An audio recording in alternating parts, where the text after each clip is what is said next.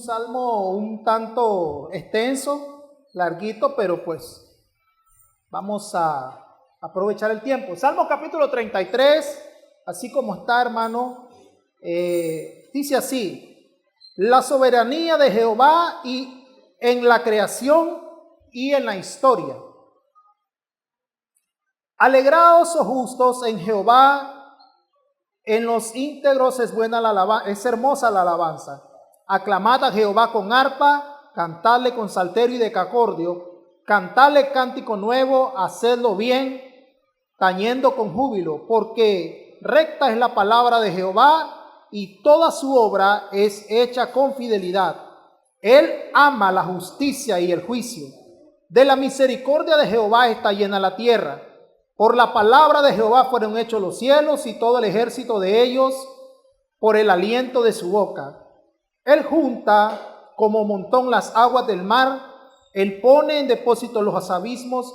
Tema a Jehová toda la tierra, teman delante de él todos los habitantes del mundo. Porque él dijo y fue hecho. Y él mandó y existió. Jehová hace nulo el consejo de las naciones y frustra las maquinaciones de los pueblos.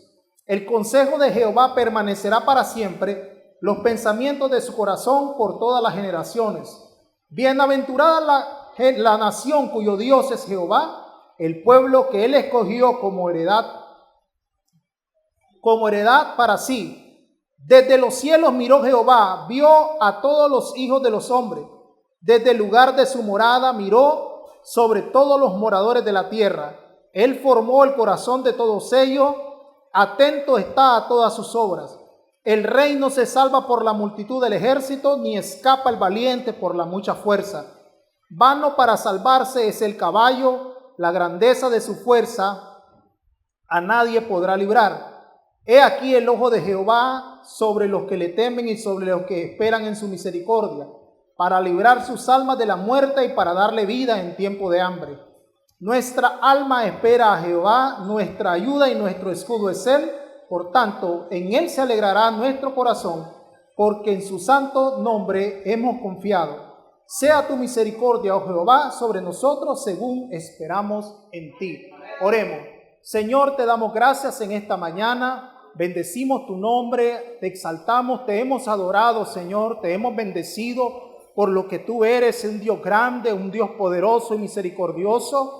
Ahora es tiempo de compartir tu palabra. Te pedimos sabiduría, entendimiento y que tu palabra aliente nuestros corazones, vivifique nuestro espíritu, Señor, y nos fortalezca a través del poder, Señor, creador, a través del poder salvador de tu palabra. Gracias, Señor, en el nombre poderoso de Jesucristo. Amén y amén. Puede tomar su asiento, hermano.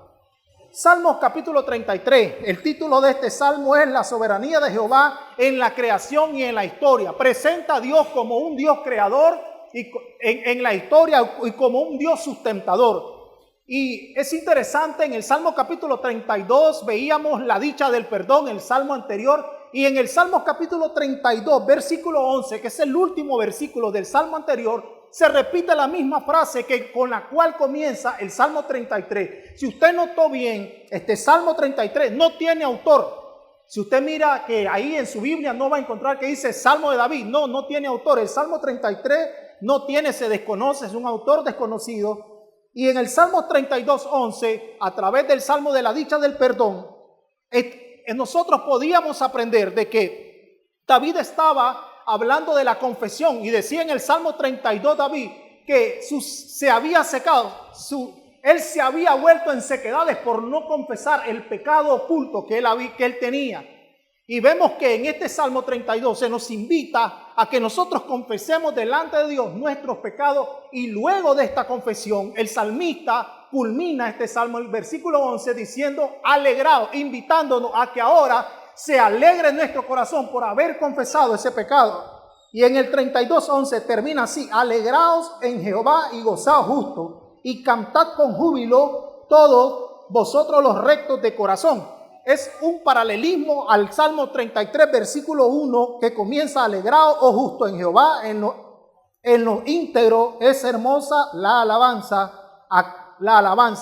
Entonces miramos que el Salmo 32 comienza con una invitación de alegrarnos a nosotros alabar a Dios.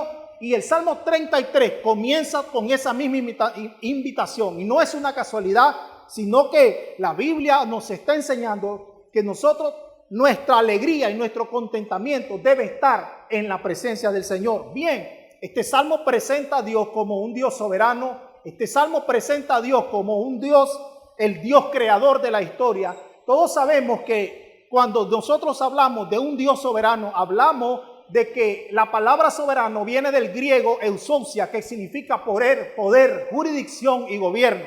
Significa que nuestro Dios, hermano, tiene todo el poder para hacer lo que desea y también tiene la facultad y la fuerza para poder cumplir sus propósitos.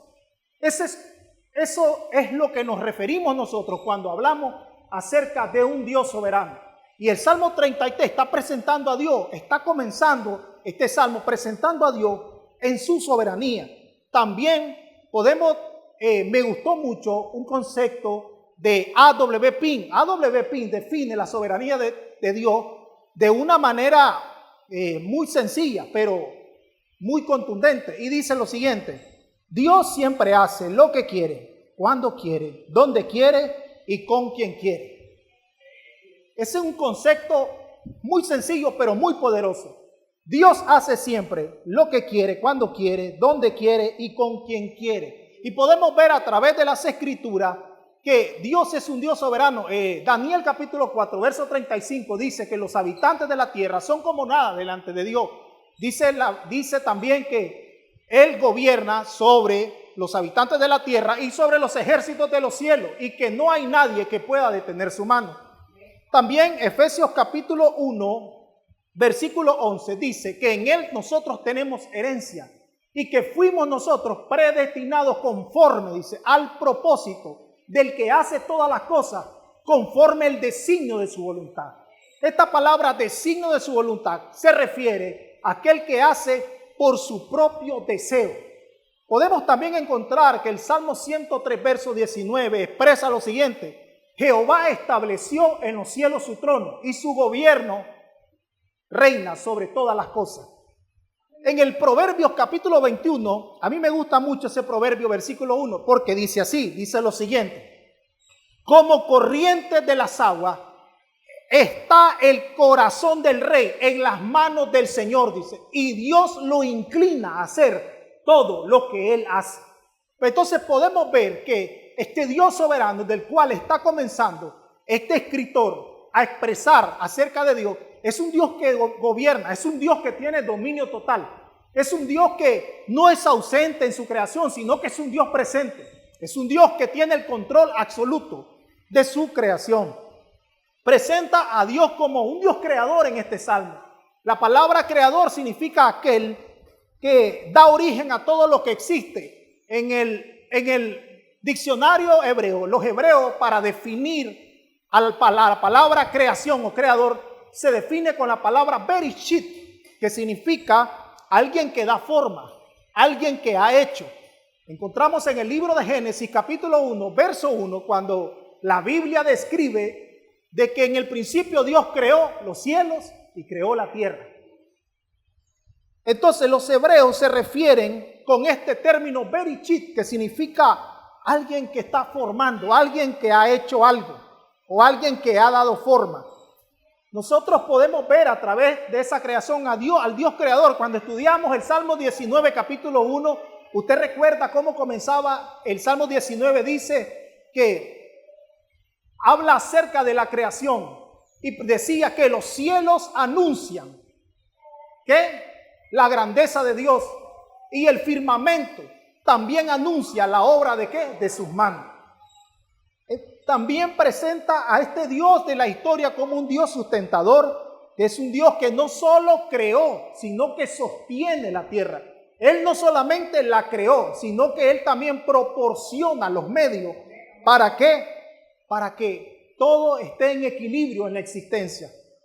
Podemos ver cierta referencia en Mateo capítulo 6, verso 28, cuando Jesús estaba explicando acerca de los pajarillos, decía: vean a los pájaros del campo, ellos no trabajan, ellos no hilan, y sin embargo Dios les manda su alimento. Y la enseñanza del Señor en el Sermón del Monte, en el capítulo 5, cuando Él explicaba y decía que el Señor hacía salir el sol sobre buenos y malos, vemos a un Dios sustentador, vemos a un Dios creador, vemos a un Dios que tiene el control, vemos a un Dios que no se le escapa nada, vemos a un Dios que tiene un dominio absoluto y total en su creación. Y comienza diciendo, alegraos. Esta palabra, alegraos, viene de un término hebreo, shairet, que significa contento, ánimo, placer, encontrar placer y encontrar ánimo. Comienza diciendo, alegraos, oh justos, en Jehová. Vemos que hay una invitación. Este salmo comienza con una invitación a ¿qué? A alegrarnos. ¿Qué es lo contrario de alegrarnos? Estar triste. Pero la palabra aquí, o el verbo principal, el cual nosotros podemos encontrar, es la palabra alegrado, encontrar contentamiento, encontrar ánimo y encontrar placer en el Señor. Y se refiere a, oh justo, dice, esta palabra justo no se refiere a que nosotros no quebramos ni un plato. No se refiere a que nosotros lo merecemos todo. No, la palabra justo viene de un término griego que se decayo, que significa absolver, que significa declarar inocente. Pero esa declaración de inocencia no es porque usted no haya sido culpable. No, usted y yo éramos culpables de un juicio eterno. Pero Él nos declaró inocentes porque tomó el lugar de nosotros y llevó en Él nuestro pecado y nos otorgó a través de su gracia la salvación. Por eso es que nosotros hoy debemos de alegrarnos y venir a la casa del Señor con alegría, con gozo, con contentamiento por lo que Él ha hecho por nosotros. Y continúa diciendo, en los íntegros es hermosa la alabanza. Mire, en los íntegros es hermosa la alabanza. Quiere decir que Dios se regocija en la alabanza de su pueblo. No es lo mismo. Mire, le voy a decir algo. Y vamos a ver, alabanza. Vamos a definir qué es la palabra alabanza. Dios quiera que nos dé tiempo porque es larguito. Dios quiera. Alabanza. Definimos como alabanza el acto de reconocer, celebrar, rendir, homenaje, elogiar. Eso conocemos nosotros como alabanza. Pero yo le voy a decir algo. Es lo mismo alabanza a canto. No es lo mismo. Alguien puede alabar. Mire, el que alaba canta, pero no todo el que canta está alabando. Porque si nosotros vemos la definición de la palabra canto, define así, según la RAE, define la palabra canto como acción y efecto de cantar. Cantar, acción y efecto de cantar. Pero alabar es rendir, elogiar, homenajear, rendir honor. O sea, que cualquiera de nosotros, cuando nosotros alabamos, nosotros cantamos, porque cantamos himnos que elogian al Señor. Pero no significa que todo el que canta está alabando al Señor. Aclamad a Jehová con arpa. Mire, qué interesante. En estos 2 versículos, en todos estos 22 versículos que tiene este salmo, solo vamos a encontrar 2 versículos donde relaciona los instrumentos musicales como el arpa. Todos conocíamos que era el arpa. También hace una invitación a cantarle con el salterio y el decacordio. Era un instrumento de 10 cuerdas, el decacordio. Y en esto vemos que Dios se involucra, o el escritor de este salmo está involucrando los instrumentos para nosotros poder alabar al Señor. Pero ojo, aquí vamos a hacer una aclaración. En todo este salmo, usted ve que la invitación a alabar al Señor con alegría se hace, pero se hace con el objetivo o con los propósitos correctos. Alabamos a Dios nosotros por los méritos que Él tiene y llama a alabarlo con los instrumentos, pero no es que los instrumentos van a ocupar el lugar de la alabanza, no, es un lugar muy diferente. Los instrumentos lo que hacen es que armonizan la alabanza para el Señor. Pero mire, hermano, y es importante esto porque yo le voy a decir algo. Y se lo digo porque yo lo he visto. He visto iglesias donde o he escuchado estos términos. Tal vez usted estará de acuerdo conmigo. Si nosotros decimos que adorar es rendir honor, reconocer, celebrar, elogiar. Y cuando nosotros adoramos, es una respuesta que nosotros hacemos hacia Dios por todo lo que Él es, involucrando todo lo que nosotros somos. La adoración es una respuesta hacia Dios que nosotros le damos de todo lo que Él es, pero involucra todo lo que yo soy, para que yo pueda darle una buena adoración al Señor. Pero he escuchado estos términos. Hay gente que viene a la iglesia y si no llegó el pianista, si acaso no llegó uno de los músicos, entonces la exclamación o la expresión de ellos es: el culto estuvo aburrido, las alabanzas estuvieron aburridas, la alabanza no me gustó. Y sabe, yo le voy a decir algo, en toda la Biblia usted no va a encontrar, solamente hay una referencia para esta palabra, que me guste. Y eso lo encontramos en Génesis 27, cuando Isaac le dice a Esaú que le haga un guisado, lo llama y le dice: hazme un guisado como el que a mí me gusta. Es la única parte de la Biblia donde usted va a encontrar la referencia a esta palabra, dándonos a entender, hermanos, que nosotros venimos a la iglesia no para satisfacer nuestros gustos, no para satisfacer nuestras necesidades. Yo no puedo decir: no me gustó la alabanza, porque la alabanza no es para mí, no es para usted. La alabanza es para aquel que merece toda la gloria, toda la honra, toda la alabanza y toda la adoración. Qué bonito estuvo el culto, dice, cómo sonaba la guitarra, cómo sonaba el piano y la batería. Pero cuando uno de esos instrumentos no están, o cuando uno de esos instrumentos no están involucrados, hay gente que dice: no me gustó, estuvo aburrido. La alabanza, hermano, no tiene que ver. Nuestra alabanza, mi alabanza, su adoración es en respuesta a lo que Él es. Él es Rey de Reyes, Él es Señor de Señores. Él es digno de alabanza, Él es digno de adoración, Él es digno de exaltación. Esa es la respuesta que yo soy como un hombre pecador. Yo respondo a ese Dios maravilloso. Yo respondo a ese Dios omnipotente que los ángeles se alaban, pero Él se deleita en mi alabanza sabiendo que yo soy un pecador. Pero involucro todo mi ser en esa adoración. Vemos el consejo en Romanos capítulo 12, verso 1. Hermanos, os ruego por la misericordia de Dios que presentéis vuestros cuerpos como culto racional. Involucrando todo, hermano. Y es interesante que Pablo llama a que nosotros, a la hora de presentar nuestro culto racional, nuestra adoración y nuestra alabanza, traigamos a memoria las misericordias del Señor. Porque en el capítulo 11, un capítulo anterior, en el contexto, antes de llegar al capítulo 12, Pablo viene hablando acerca de la adopción, del pecado, de la justificación. Por eso habla de las misericordias. Por eso a la hora de alabar debemos recordar las misericordias del Señor, la justificación que Dios nos declaró inocentes siendo culpables. La adopción, nos adoptó como hijos de Él, no mereciéndolo. Sustituyó nuestro lugar en el martirio, en la cruz, para perdón de nuestros pecados.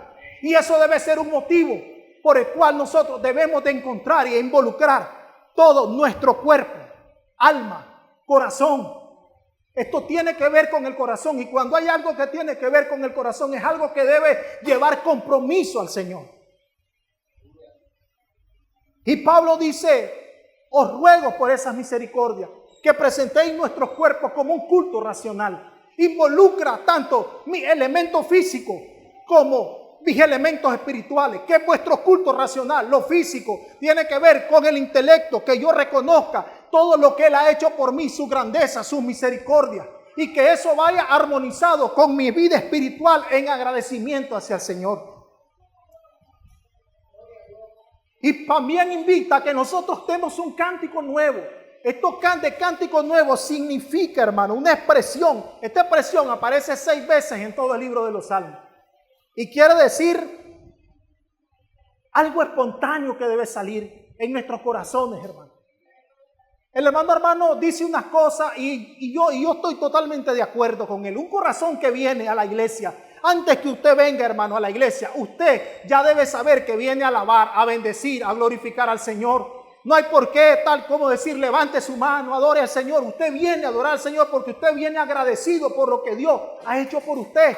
Y eso lo podemos encontrar en la Biblia, hermano. Usted recuerda cuando el pueblo de Israel salió del cautiverio, del pueblo de Egipto, Luego que cruzaron el Mar Rojo, ¿qué fue lo primero que hicieron? La Biblia dice que María tomó un pandero y comenzó a tonar el pandero y a decir y alabar al Señor. La Biblia dice que Moisés comenzó a entonar una alabanza y comenzó a decir: alabado sea el Dios de mis padres, que nos ha sacado de la cautividad. Usted recuerda lo que pasó en Hechos capítulo 3, cuando en el templo de la Hermosa, la Biblia dice que a la hora tercera, la hora de la oración, venía Pedro y iban para la iglesia y estaba un cojo de nacimiento. Y la Biblia dice de que él le pidió una limosna y le dijo: yo no tengo oro, yo no tengo plata, pero lo que tengo te doy, levántate y anda. Y la Biblia dice que aquel cojo entró saltando, alabando, glorificando y exaltando al Señor. Recuerde lo que pasó con aquel ciego cuando era ciego de nacimiento también, y cuando recobró la vista le dijeron: ¿quién fue el que te sanó? Yo no sé si era un pecador, yo no sé si era un profeta, yo no sé si era un maestro. Lo único que yo sé es que yo era ciego, pero que ahora veo la luz por la mano poderosa de nuestro Señor Jesucristo. Y eso es lo que nosotros debemos de entender acerca de la adoración. Es la respuesta que nosotros responder a Dios por lo que Él es con todo lo que nosotros somos. Verso 4 dice: porque recta es la palabra de Jehová y toda su obra es hecha con fidelidad. Esta palabra recta significa que la palabra de Jehová es fiable, es digna de confianza, es verdadera. Número 23:19 dice que Dios no es hombre para que mienta, ni hijo de hombre para que se arrepienta. Él lo dijo, dice, y Él lo hará. También encontramos lo que dice Isaías 55:11, que la palabra del Señor no vuelve a Él vacía, sino que Él envía la palabra para el cual Él quiere hacer algo. El Señor es fiel en su palabra. El Señor es poderoso. Y el salmista aquí está elogiando que la palabra del Señor es recta. Y toda su obra es hecha con fidelidad. La palabra de Dios, Jesús dijo: cielo y tierra pasarán, pero su palabra nunca pasará. Cada una de las palabras del Señor se cumplirá. Las profecías, los tiempos difíciles. La gente muchas veces, hermano, se escandaliza y dice: ya miraste que viene tal guerra, ya miraste la peste nueva, ya miraste tal cosa, ya miraste. La Biblia todo eso ya lo tiene descrito. La Biblia dice que antes que venga el Hijo del Hombre habrá terremotos. La Biblia dice que habrá guerra. La Biblia dice que habrá persecución. La Biblia dice que habrá hambre, pero también la Biblia dice que Él nos guardará en completa paz a todo aquel que en Él medita, que Él nos guardará en el día malo. También la Biblia dice que Él será nuestro refugio y nuestra torre fuerte en el día de la adversidad. Él ama justicia y juicio, y de la misericordia de Jehová está llena la tierra. Menciona dos términos aquí: justicia y juicio. Justicia, hay dos tipos de justicia: la justicia retributiva y la justicia restaurativa. Esta palabra justicia que se utiliza aquí tiene que ver con la rectitud de Dios, tiene que ver con el trato justo que Dios da. La justicia retributiva de Dios tiene que ver con las acciones que usted hace. Romanos capítulo 2, verso 6 dice lo siguiente: que Dios pagará a cada hombre conforme sus obras, sean buenas o sean malas. Usted recuerda lo que dice Gálatas capítulo 6, verso 7: Dios no puede ser burlado, pues todo lo que el hombre sembrar, eso mismo segará. Si el hombre siembra para el espíritu, del espíritu segará. Pero si el hombre ciega para la carne, de la carne segará. Dios no es injusto ni se agrada en la injusticia. Dios paga con una justicia retributiva a cada quien según sus obras. Usted no puede sembrar un palo de mango y va a pretender que le dé naranja, porque no es así. Yo recuerdo que mi abuelita decía un dicho ahorita, decía: siembra viento y cosecha tempestades. Nosotros no podemos esperar que la retribución de Dios por nuestras obras sean buenas cuando nuestras obras son malas. No podemos pretender eso. Y el salmista está aquí poniendo a Dios como un Dios que es justo, que tiene su justicia, que Dios da el trato justo a cada persona según sus obras. Habla acerca de la palabra juicio también. La palabra juicio significa decisión, veredicto. Significa algo que tiene que ver con la evaluación de tus acciones. Dios es un Dios justo. Pablo lo describe en 2 de Timoteo capítulo 4, verso 8, cuando Pablo dice: por lo demás, hermano, se me está preparado la corona, el cual me dará Dios, el cual es un juez justo. Justo. Y habla también acerca de su misericordia. De la misericordia de Jehová está llena la tierra. Habla aquí el escritor de este salmo. La palabra misericordia es una palabra muy amplia, hermano. Esta palabra es la palabra Hesed en el hebreo y es la palabra eleos en el griego. Tiene que ver con el trato compasivo que Dios tiene. Que Dios se compadece de nuestra miseria humana. Que Dios, hermano, extiende su misericordia. El salmista David escribe en el Salmo 103 del verso 8 en adelante y dice: por las en el libro del Salmo 103, versículo 10, el salmista escribe y dice que para siempre son las misericordias del Señor. Describe que Él, misericordioso y clemente, dice, es Jehová, lento para la ira, pero grande en misericordia. No contenderá para siempre, ni para siempre guardará su enojo. Él no nos ha pagado conforme nuestros pecados. Él no nos ha dado conforme nuestras rebeliones, sino que Él se compadece porque Él se acuerda, dice el salmista David, de que somos polvo, de nuestra condición de que somos polvo. ¿Usted cree que usted y yo podíamos sobrevivir en esta vida sin la misericordia de Dios? Jamás. Caeríamos, sucumbiríamos sin la misericordia del Señor. Versículo 6, por la palabra de Jehová fueron hechos los cielos y todo el ejército de ellos por el aliento de su boca. Aquí está usando el salmista David una palabra que es la palabra griega teonestos, que significa teo Dios y nestor, respiración o soplo de vida. Es la misma palabra que fue utilizado en el libro de Génesis cuando la Biblia dice que Dios sopló ¿qué? Aliento de vida sobre el hombre. Por la palabra de Dios fueron hechos los cielos y fueron hechas la tierra. En el versículo 7 dice: Él junta como montón las aguas del mar y pone en depósito los abismos, dando a entender la capacidad que Dios tiene para controlar los elementos naturales de la naturaleza, dando a entender el poderío, el gobierno, la soberanía, la autoridad que Dios tiene sobre todos los elementos naturales. Podemos ver en Mateo capítulo 8 cuando Jesús estaba con sus discípulos y la Biblia dice que se levantó una gran tormenta. Sin embargo, mientras ellos estaban escandalizados, mientras ellos estaban con temor, la Biblia dice que Jesús estaba como dormido. Jesús estaba dormido. Y cuando lo llamaron: maestro, despiértate. ¿No te das cuenta que estamos ante una tempestad? ¿No te das cuenta que estamos ante una tormenta? Despiértate. La Biblia dice que Jesús se levantó tranquilamente y mandó a calmar el viento y la mar. Y esto es lo que nos está enseñando el control supremo que Dios tiene sobre la naturaleza. En el versículo 8 dice que teme a Jehová toda la tierra, teman delante de Él todos los habitantes del mundo.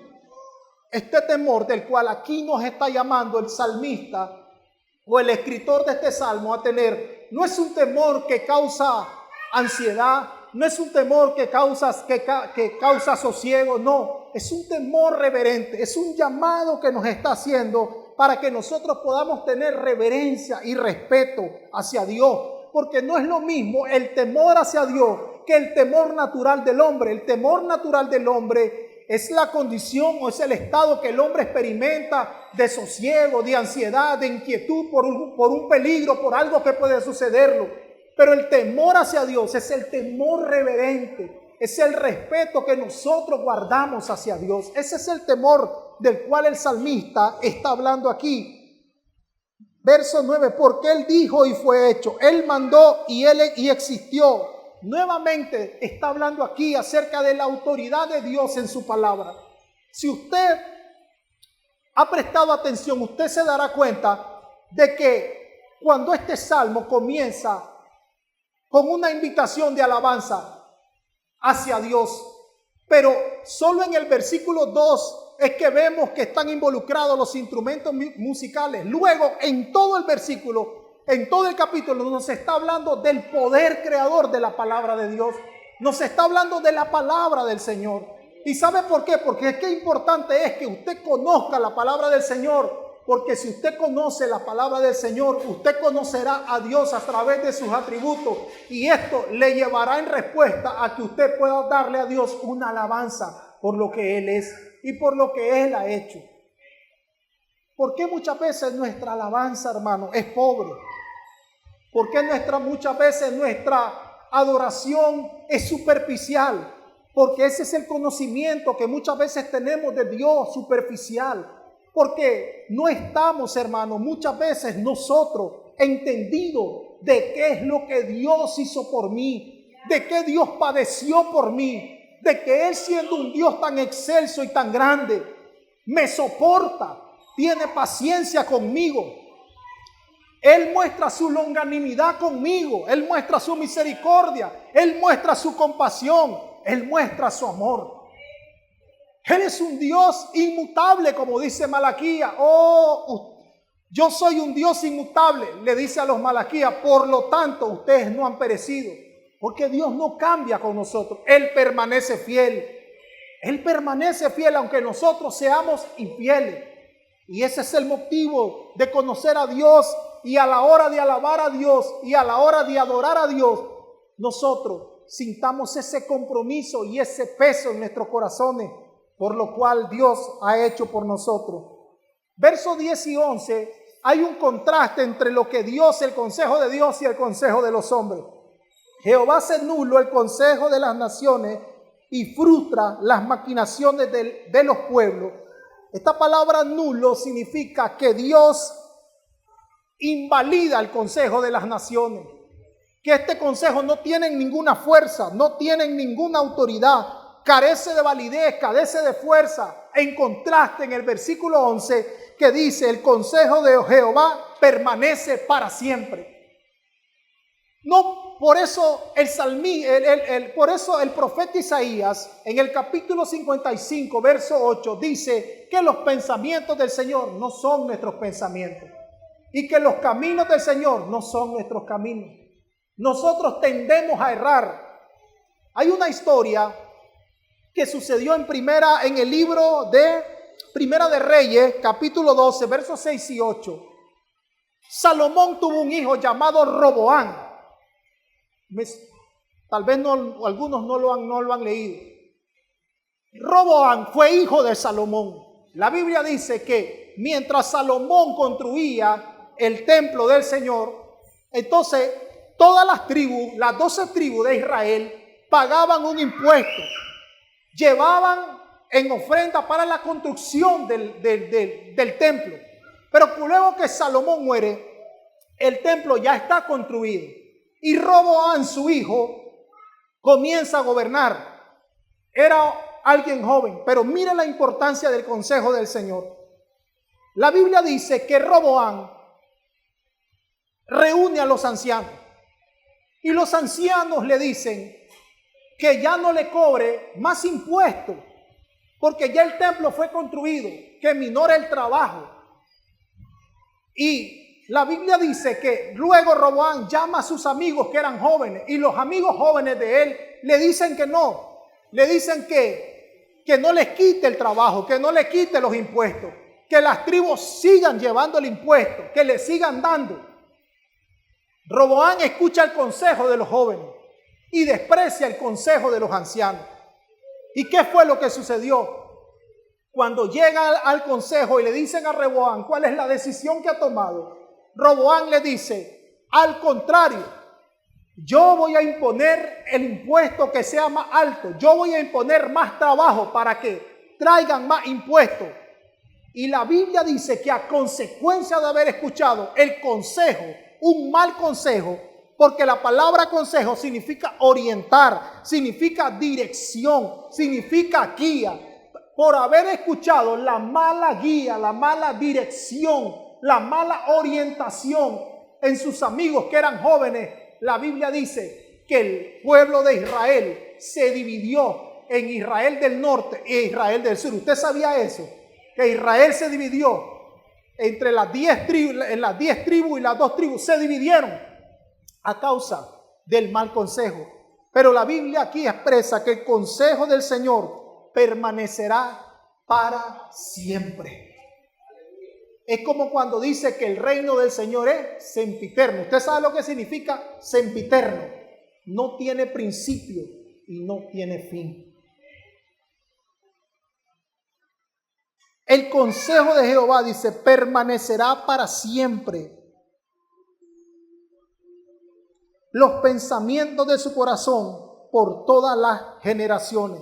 Verso 12, bienaventurado cuya nación, la nación cuyo Dios es Jehová, el pueblo que él escogió como heredad para sí.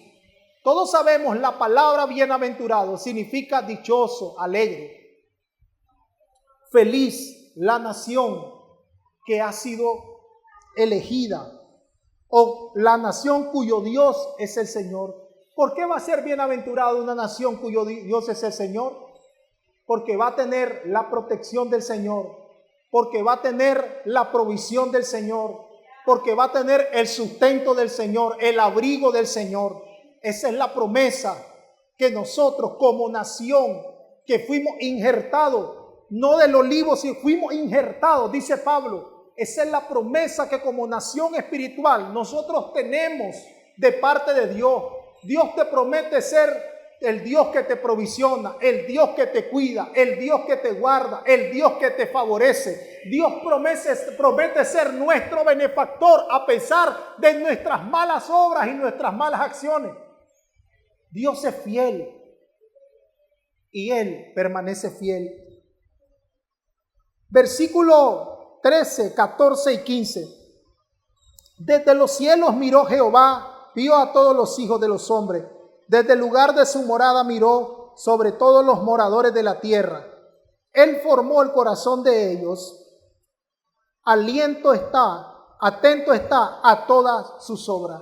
Vemos aquí a un Dios que no es un Dios lejano, sino que es un Dios cercano, que es un Dios que dice el Salmo 11:4 dice, Jehová está en su santo templo, Jehová tiene en el cielo su trono, sus ojos ven, sus párpados examinan a los hijos de los hombres. Vemos aquí a Dios presentado con esto aquí se está usando un término que se llama antropomorfismo, que se presenta a Dios con parte humana para que nosotros podamos comprender, y dice que Él, sus ojos, sus párpados ven, sus ojos están atentos. Vemos a un Dios cercano, no a un Dios lejano, a un Dios que todos los días, hermano, todos los días contempla su creación, todos los días contempla a sus hijos. Y vemos a un Dios que está presente, no ausente. A diferencia de nosotros, porque nosotros sí nos ausentamos. Hay amigos que le dicen al otro amigo, yo voy a estar, sos mi amigo y voy a estar contigo hasta la muerte. Pero a la hora del momento difícil se ausentan. La familia se ausentan. Los amigos se ausentan. Los hijos se ausentan, el hermano se ausenta, pero el que siempre está presente es nuestro Señor, Rey de Reyes y Señor de Señores. Él siempre está presente. Nunca se ausenta, siempre está presente. Y vemos a un Dios omnisciente. El salmista David escribe en el Salmo 139 y dice, antes que la palabra salga de mi boca, tú ya la conoces. Si me fuera, dice el salmista David en el Salmo 139, si me fuera a los cielos, ahí estás tú. Si bajara a los abismos de la tierra, ahí estás tú. Si me fuera a las profundidades del mar, ahí estás tú. Me rodeaste por delante, por detrás, siempre ahí estás tú. El salmista describe a Dios como un Dios que está siempre presente con nosotros.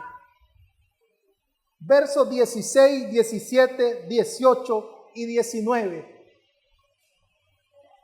El rey no se salva por la multitud del ejército, ni escapa el valiente por la mucha fuerza.